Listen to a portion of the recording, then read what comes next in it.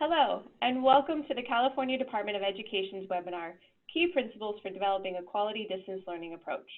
My name is Stephanie Gregson, Chief Deputy Superintendent of Public Instruction. And I am Shanine Coates, Director of the Curriculum Frameworks and Instructional Resources Division. But before we had fancy titles, we were and still are teachers. What grades did you teach, Shanine? Elementary. I taught a range of grades at first, third, fourth, and sixth. What about you? I also taught elementary. I had a first grade, fourth grade, fifth grade, sixth grade, and I had a year teaching seventh and eighth grade reading intervention. Perfect. So this webinar is designed with the teacher in mind. So gather your instructional team on a video conference platform. This can be your grade level team, department teams, instructional teams, coaches, support services personnel, EL specialists, anyone who supports instruction. And set aside time to watch this video together virtually, of course. It is helpful if the whole team is present so that you can effectively plan for the needs of all of your students in the distance learning environment, whether that is online or via other means. Today we'll present 5 key principles for a quality distance learning approach in K-12. They are student-teacher connection, learning structure and sequence, content presentation, collaboration opportunities, and feedback opportunities. You might see that these key elements are quite familiar as they are the same as for when we are within a school building. But today's webinar will focus on these key elements in the era of distance learning. Each segment will contain a discussion of the key elements, essential questions for your planning time, background on what it is, and practical applications. It's not exhaustive, but it will hopefully be helpful in informing your planning. Pause the video after each segment to allow your team time to discuss. You may even want to have a lesson that you are planning that's accessible so that you can refer to it during the video. The first principle that we will discuss today is teacher-student connections. You may be used to greeting your students each day with a special handshake, having community circle, or simply having the coziness of an established daily routine in a safe environment. Let's be real, the physical school closures have temporarily put a pause to connecting the way many of us knew it. That connection that we'd established all year, but that doesn't mean that we can't reestablish that connection in this distance learning environment. In fact, in order for learning to occur, we must be intentional about establishing and reestablishing the student-teacher connection. So the essential questions for this key principle are, how are you connecting with your students?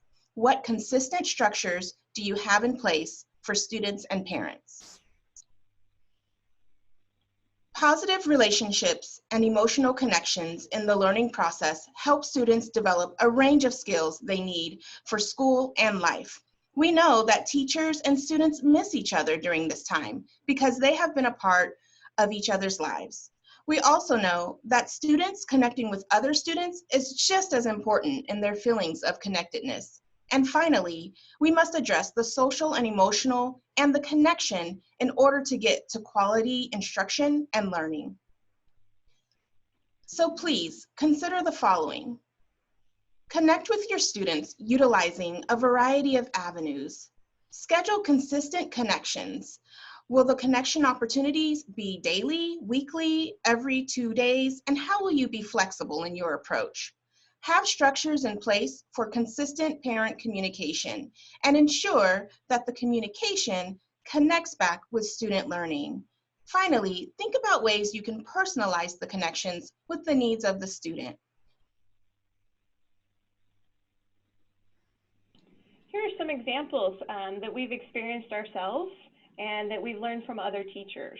So the first one talks about teachers sending postcards or letters through the mail or email. This is a great personal touch that I know I've seen students really react positively to, especially if you're sending it through mail. Some students have never received mail before. An email conversation can begin between student and teacher and engaging each other throughout the week and throughout the learning and be a great resource for support for the teacher and the student. Another example is a teacher posting pictures of emojis or pets showing different emotions. and students picking the pet or the emoji they identify the most with at the moment in time and writing back to the teacher. I know, Shanine, you personally experienced this with your third grader. Yes, she very much appreciated being able to respond regarding how she was feeling using doggies. And so she responded back to her teacher describing the two emotions that she felt. And afterwards, really a cloud was lifted from her because she was able to have that time to express and connect. I know my son is a senior in high school, and his teacher has regular meetings every Friday to connect with all of the students, and then he follows up with an email with anecdotes from the meeting, just really engaging and summarizing the learning that happened during that meeting. Another example we've seen from districts across the state is using meal pickup times as an opportunity to connect with families, handing out flyers that give really important information. And I know that we've all seen those videos of teachers doing car parades in the neighborhoods just to show themselves to the students in their neighborhoods. And so with that, we ask you to pause the video right now and take a moment with your team to think about how are you connecting with your students and in what ways and how often.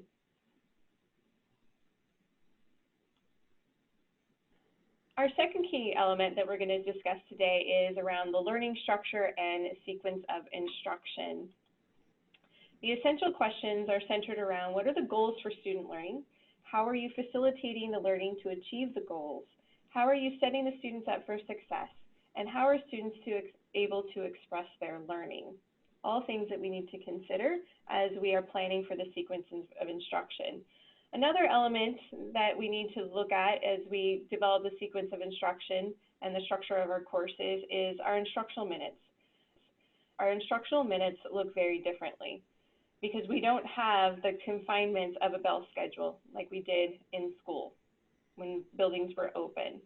And so the way you structure your time is what's going to be very important.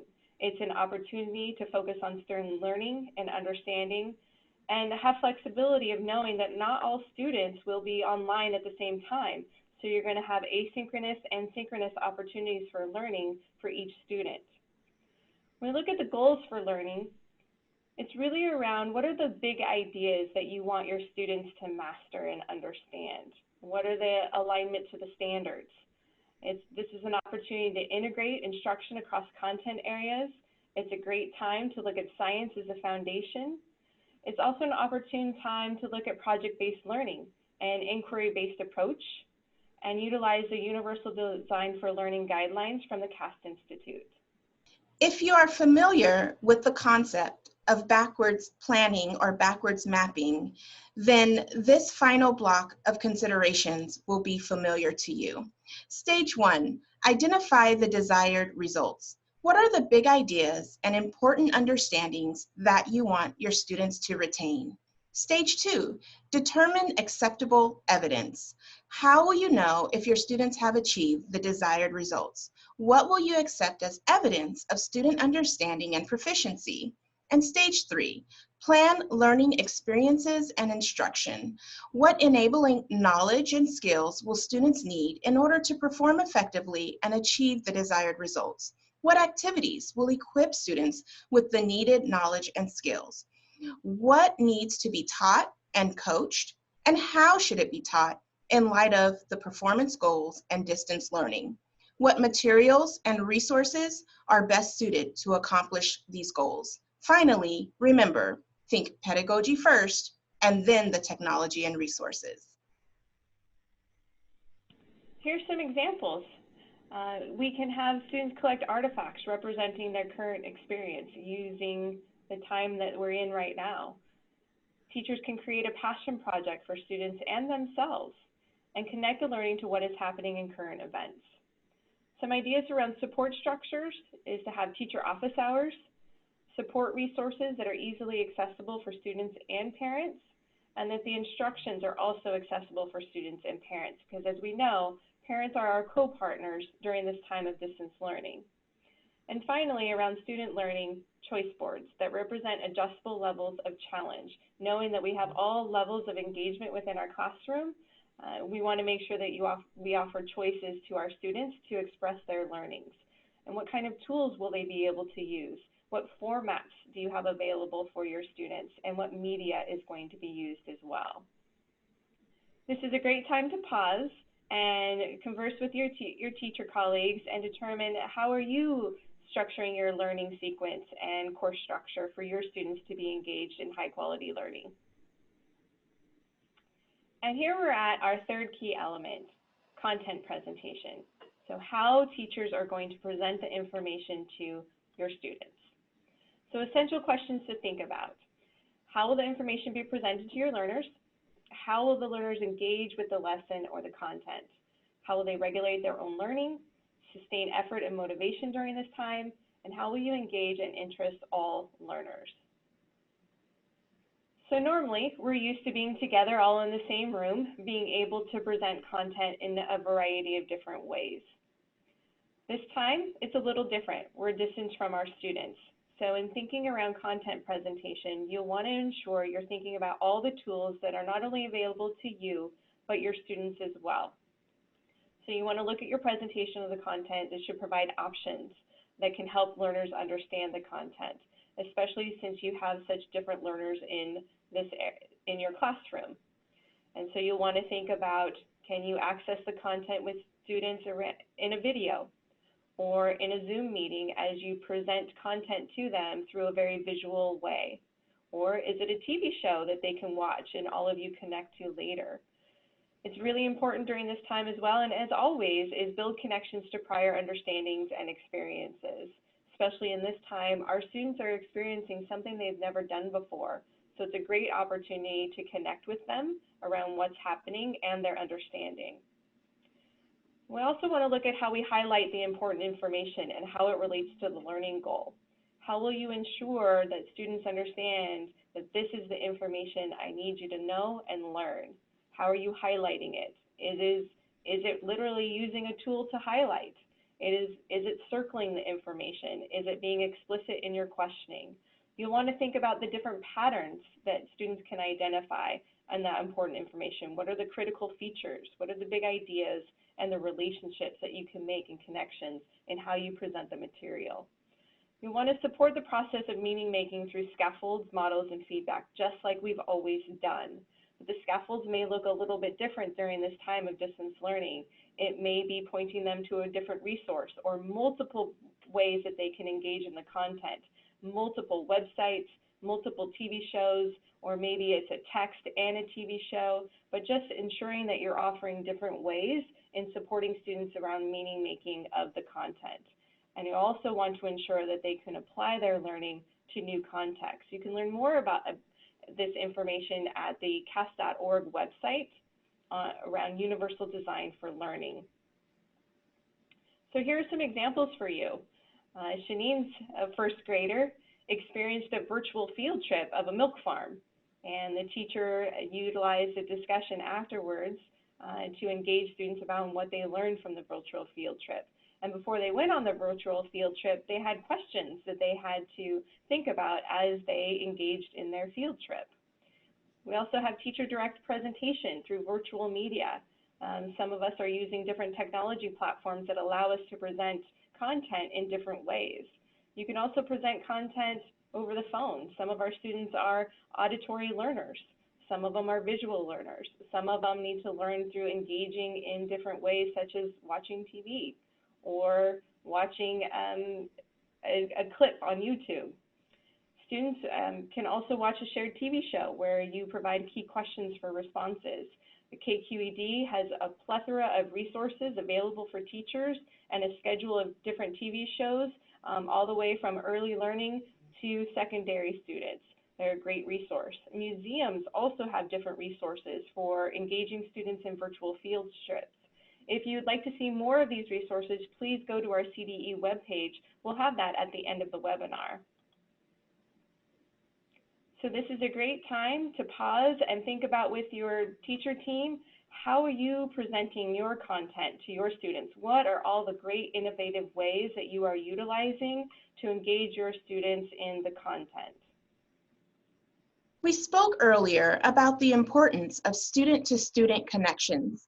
Even in a distance learning environment where students are not seated at group tables or easily able to turn to their neighbor for a think, pair, share, we should ask ourselves, how are students able to engage with each other throughout the learning opportunity? How is the teacher facilitating this engagement? So, what can we do? We can create cooperative learning groups with clear goals, roles, and responsibilities, as we have in the classroom. But we can do this utilizing technology platform breakout rooms. We will make sure to have norms for those meetings, as well as a shared purpose for students.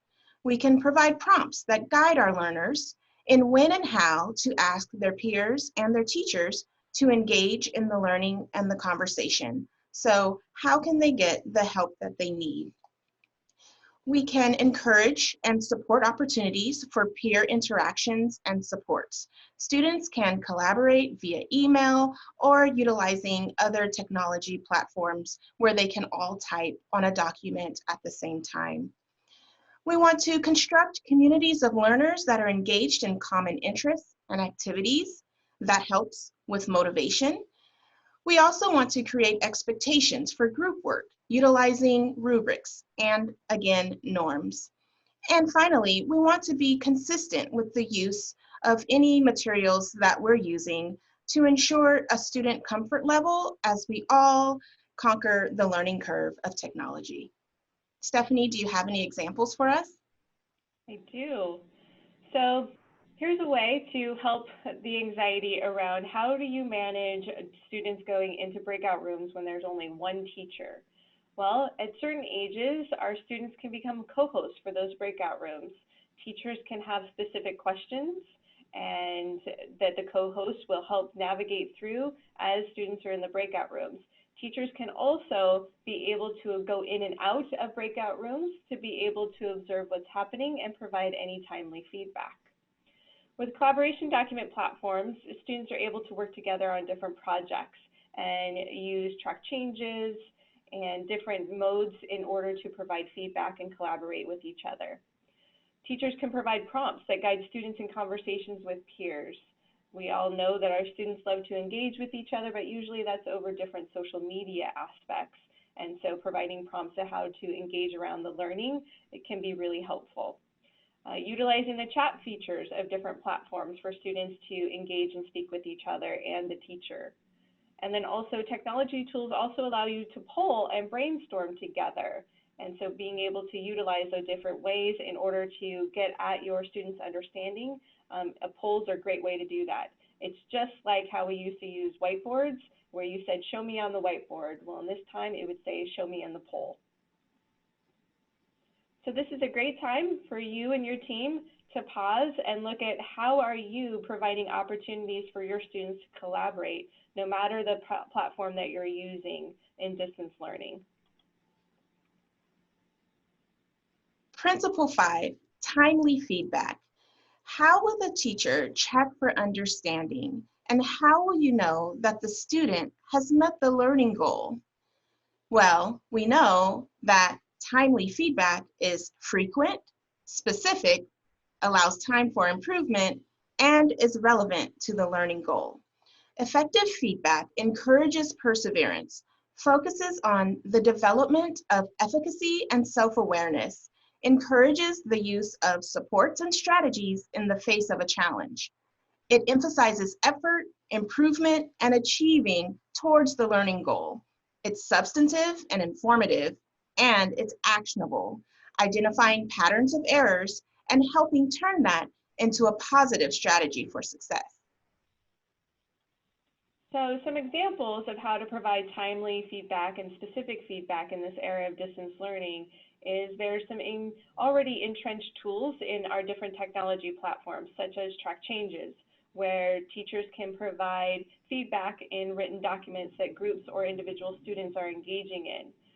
Utilizing the comment or chat features in order to provide feedback on how students are engaging in the conversation, complimenting a student and being very specific in what they did well, or reframing a student's response in a way that will be helpful for them to understand how to further engage in conversations. Utilizing rubrics and showing students where they're at based on the rubrics that you've shared with them before you provided content. And then also, if we're not using a technology platform, phone calls home on anything that's submitted to the teacher, either through the mail or email, being able to call the student and interact with them and provide them this timely, specific feedback will go a long way in them understanding their learning and what they can do better next time and what they're doing well now. And also formative assessments. As we utilize the different tools that are available to us, formative assessments will always give us a key into our students' learning and what we need to change around our instructional practices and engaging our students further. So this is a great time for your team to pause and look at how are you providing feedback to your students? What tools are you using? What opportunities do you have? And what type of feedback are you providing for your students? Well, we've hoped you've learned something from these 5 key elements, either from Shanine or I, or from your colleagues. We would be remiss if we didn't ask you to think about 3 things that you've learned, either through the presentation or your conversation with your colleagues, 2 things you may still have questions about, and 1 thing that you're going to implement right away. Because as we know, as teachers, we want to be able to utilize what we learn in our classrooms as soon as possible. For more resources and supports to guide your distance learning planning efforts, please visit our CDE Distance Learning webpage. You can get there through the link on this slide or simply click on our main COVID page. We also have resources available from our English Learner Support Division as well as our Special Education Division. You can also email us at covid19@cde.ca.gov. Also, we'd love to hear of the innovation that is occurring. We are also here for you if you have questions or you need support. Please email us at distancelearning@cde.ca.gov and know that we're all in this together, learning together, and that this is a great opportunity, a jumping off point, if you will, of how we can take these new learnings and really look at how we can do things differently when our school buildings reopen and our students rejoin us in the classroom. This is a moment in time where we can really rethink about how we're approaching our instruction on a daily basis to meet the needs of each and every one of our students. Remember, don't let social distancing mean social isolation. Support one another, share resources, and ask for help when needed. We are all in this together. Take care and be well.